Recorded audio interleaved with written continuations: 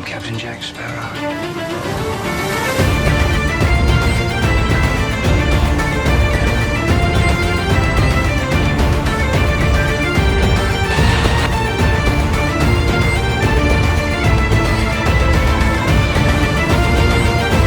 History created by legendary ships that you would love to know about. Today, we're diving into the fascinating history of legendary pirate ships.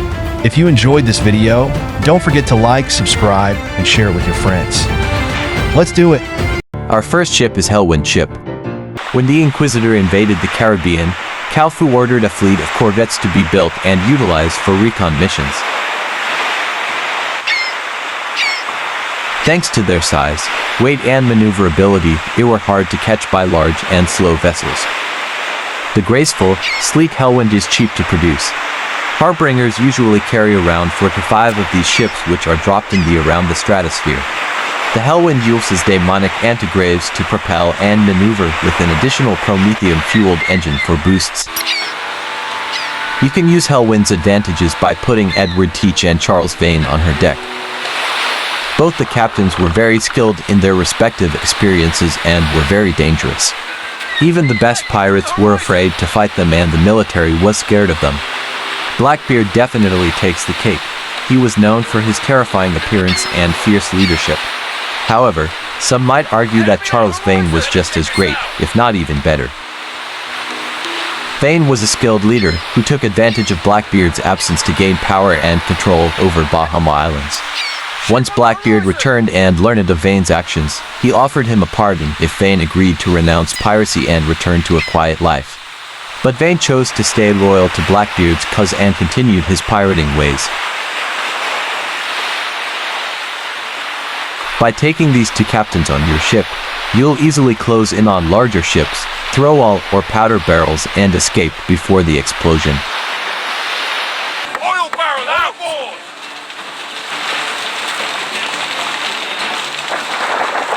As you can see, all barrels.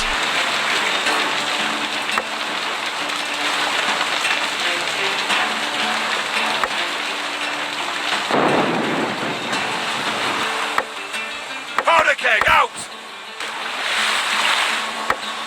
As you can see, powder barrels. All barrels and powder barrels are very dangerous. All barrels completely melt the wood of a ship in the sea and the ship sinks, while powder or gunpowder barrels can cause a great deal of damage and the ship sinks. Our next ship is Devil's Fire steam corvette ship. The fastest ship of its time. Have you heard about it? Steam corvettes were steam-powered warships that were smaller than steam frigates and were not meant to fight in battle lines. They were often used alongside gunboats during colonial missions in the Far East and Africa, where battleships and other large ships were not needed to fight indigenous people. Steam corvettes were faster and more maneuverable than their sail-powered predecessors. You might have thought that Khalfu was only embedded in archons of voodoo magic. Before the Inquisitor deprived him his throne, Khalfu's hired the best engineers to develop cutting-edge technology of changing water and fire into energy. The funny thing is that many believe that the Devil's Fires is powered by the Dark Lord himself. This unique steam corvette decorated with voodoo designs is one of the fastest and the most maneuverable ships. You can easily improve her statistic by putting in Bonnie on board. This captain is also very experienced and protects your ship very well from getting damaged. Our next ship is Creeping Plague Galley ship. Galley was basically an unstable vessel, suitable only for use in calm waters. They were capable of sailing before the wind and had 1 or 2 masts, depending on their length. Carrying in their early days 1 square sail on each mast but lateen sails in later periods of their existence. The galley is the compartment of a ship, train, or aircraft where food is cooked and prepared. This galley was captured by pirates under Khalfu's command 1714. The Spanish captain commanding the vessel was famous for his violence. He starved to death almost 20 of slaves chained into the oars. The rest was severely injured by a horsewhip. The bones of the Spaniards are now attached to the deck as a symbol against the slavery, as you can see.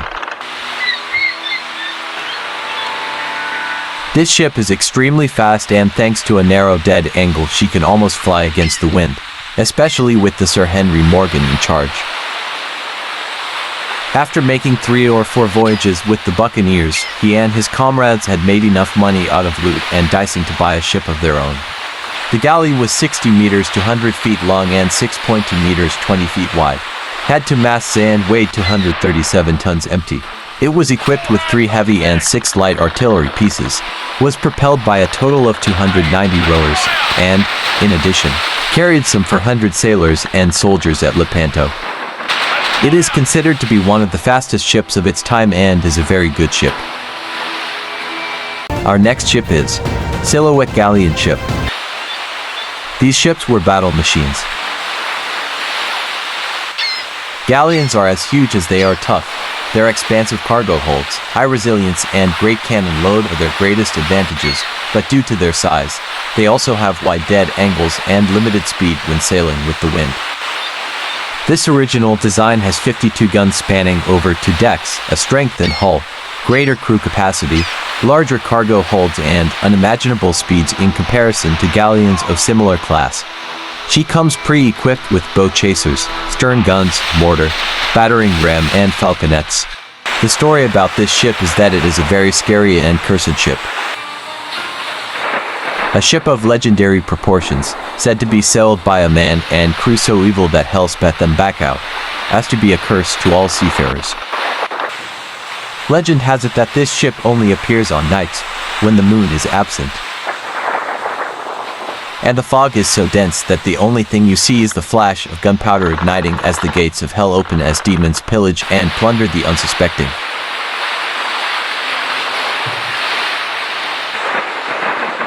This ship is very dangerous and terrifying. Esperanza, Spanish war galleon ship. This is a war machine. Galleons were large, multi-deck sailing ships developed in Portugal and Spain and first used as armed cargo carriers by Europeans from the 16th to 18th centuries during the Age of Sail and were the principal vessels drafted for use as warships until the Anglo-Dutch Wars of the mid-17th century. Galleons are huge and tough war machines. They are optimized for firepower and speed, thought to be similar to a Manila galleon. This heavily armed war machine can level regular galleons and frigates with ease. With a refitting of 58 guns, a strengthened hull, full sail speeds matching the lighter galleons, a massive cargo hold and greater crew capacities, she is in a class all her own. Such ships played a major role in commerce in the 16th and 17th centuries and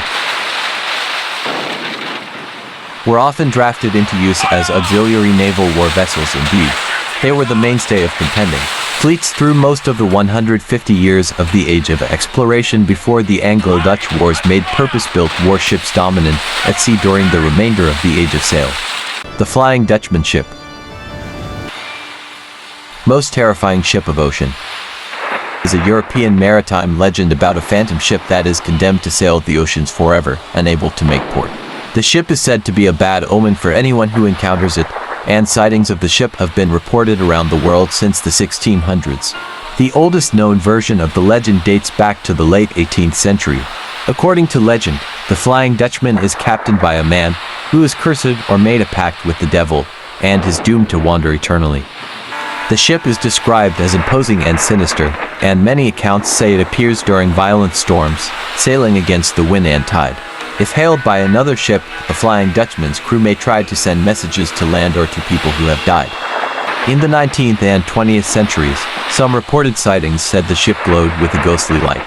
In Dutch folklore, the captain of the Flying Dutchman is named Hendrik van der Decken, whose mission was to find the Cape of Good Hope, but a storm prevented him from reaching his destination. There is another story behind this. An oath to the heathen gods by the good Cap van der Decken that he would not be detoured and would sail the seas for an eternity, spawned legendary ghost stories that strike fear into the hearts of even the bravest sailors, as sight of the ghostly ship is thought to be an omen to all that lays eyes on her and her crew damned to sail the seas for an eternity. Forget about ghost stories and Ripper Robertson. This ship is equipped with 7 stern guns and 4 bow chasers, has a larger cargo hull and faster speeds with a narrower dead angle than other wars of its time.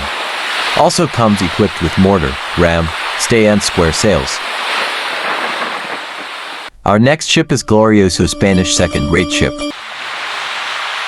The Glorioso was a 70-gun, second-rate ship of the line built in 1740 at Havana and served with the Royal Spanish Navy.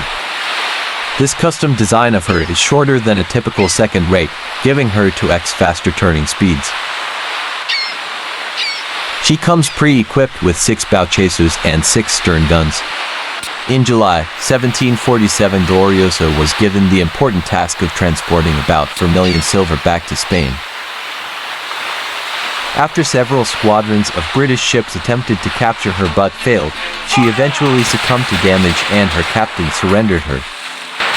Her main downfall was lack of ammunition in the final battle against the HMS Russell, the HMS Dartmouth and the Royal Family. The Glorioso was built by Antonio de Gastaneda, who introduced mathematical and geometric principles into Spanish shipbuilding. This resulted in exceptionally well-made vessels that were larger and stronger than their British counterparts. Victorious, the Spanish vessel was able to continue its course after destroying 3 English vessels. The damaged ship seemed to display its battered sails like an unvanquished war standard. Little did her crew know that the clash was only the beginning. Executor junk ship. Appropriately named by Calfu, in the early years of the Inquisition when many sea battles were being fought. Calfu realized that he needed a ship that was a bit more agile than his massive ships of the line, but also more well-armed than his current smaller ships of the line. Stories of a great warlord, an emperor and his mistress, crossed the Caribbean. Calfu knew what must be done. This emperor was tracked down and Calfu horrifically dismembered him into small pieces and infused them into the mistress, forever binding the emperor's soul to the ship and enslaving him into a life of servitude before the mast, for of course, Calfu will never allow his soul to rest. Dante's Inferno first-rate ship. This voodoo first-rate is one of the largest and most terrifying ships that were built during Calfu's reign. The legend has it that the ghosts of the builders, who died during the construction, are haunting the crew not only by night 96 cannons give to defeat almost any ship that has ever sailed the Caribbean Sea, especially with Rachel Wall and Benjamin Hornigold on board. It is a very dangerous and ghostly ship that can easily sail through any kind of storm.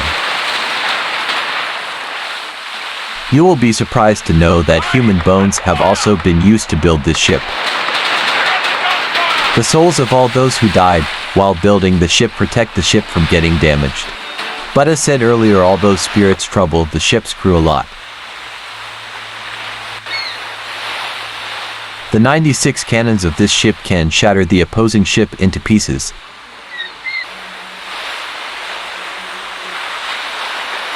This is actually the ship of a terrible monster, Soul Eater first-rate ship. During the rise of the Inquisitor, Calfu knew that a fleet floating fortresses would be needed.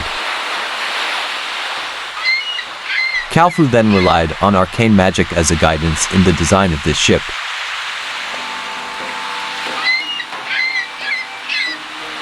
Many believe that serpents are a manifestation of the Dark Overlord, and that very essence is adapted in this ship from her bow resemblance to that of an anaconda striking, to her serpentine-like mobility and speed as she cuts through the wake, consuming the souls of all that cross paths with her 132 guns.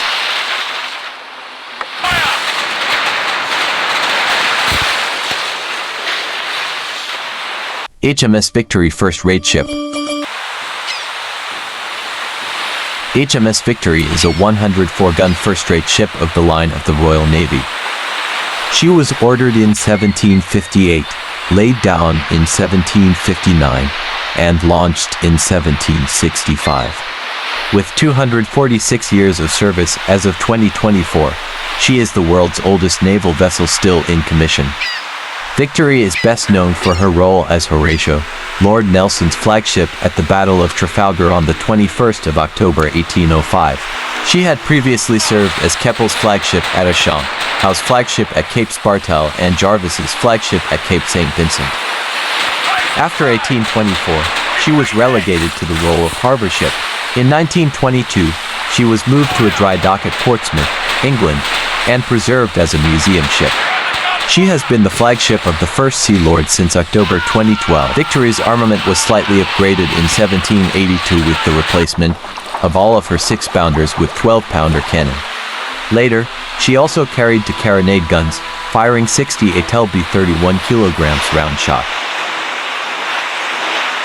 Montagne first-rate ship. This French design is probably named after the first-rate warship of the French Republic Navy following the French Revolution and served in the glorious 1st of June battle. The Montagne survived 233 round-shot blasts from the British HMS Royal Sovereign but still managed to return home. Montagne is the first ship of the famous French Ocean class.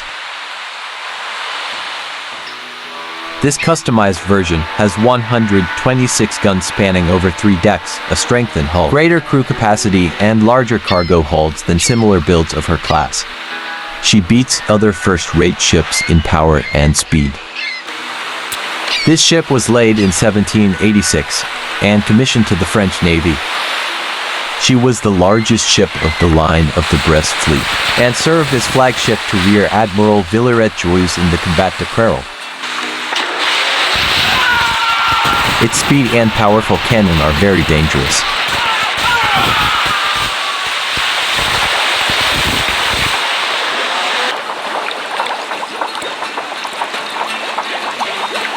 Our next and final ship is Santisima Trinidad first-rate ship.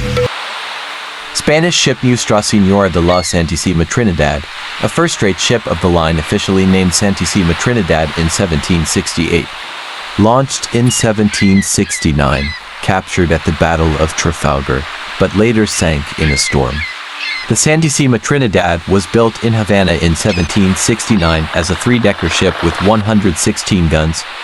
It was larger than the British HMS Victory and the French Bretagne. After being badly damaged in the 1799 Battle of Cape St. Vincent, the Santisima Trinidad was rebuilt with a 4th deck and 136 guns. This made it the largest ship of its time. She was the heaviest armed ship in the world, and carried the most guns of any ship of the line outfitted in the Age of Sail. This customized version of her has 136 guns spanning over 4 decks, a strengthened hull, greater crew capacity, and larger cargo holds. With 10 boat chasers and Furcern guns, she was the most heavily armed vessel in the world. Battle of Trafalgar in 1805. Though her role was extremely short due to her size, she lost her mast and eventually surrendered to the Neptune. I'm dishonest, and a dishonest man can always be trusted to be dishonest.